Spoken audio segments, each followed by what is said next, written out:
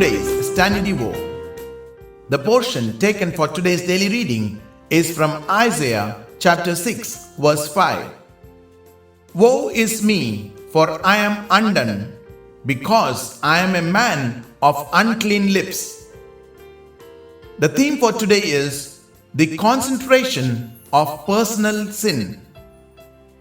When I come into the very presence of God, I do not realize that I am a sinner in an indefinite sense, but I suddenly realize, and the focus of my attention is directed towards the concentration of sin in a particular area of my life.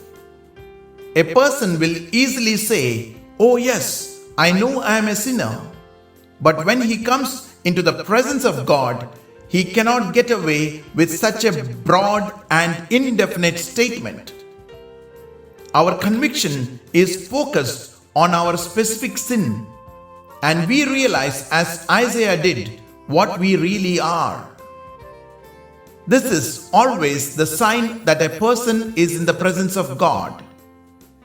There is never any vague sense of sin, but a focusing on the concentration of sin in some specific personal area of life.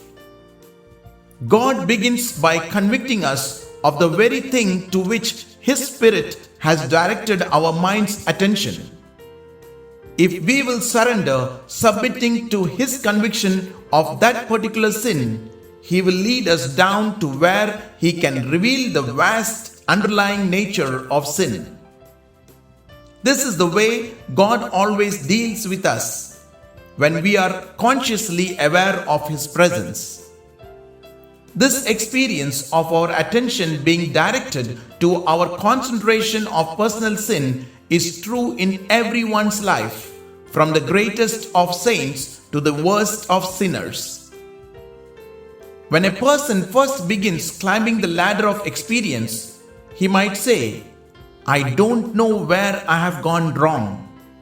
But the Spirit of God will point out some definite and specific thing to him. The effect of Isaiah's vision of the holiness of the Lord was the directing of his attention to the fact that he was a man of unclean lips. He touched my mouth with it and said, "Behold, this has touched your lips. Behold, this has touched your lips. Your iniquity is taken away, and your sin purged." Isaiah chapter 6 verse 7 says so. The cleansing fire had to be applied where the sin has been concentrated.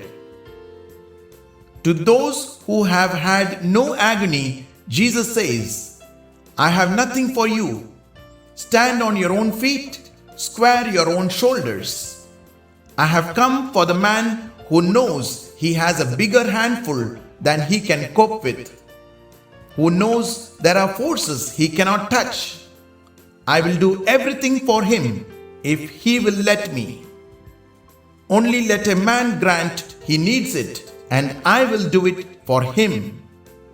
May God abundantly bless you with this word today. Have a great day.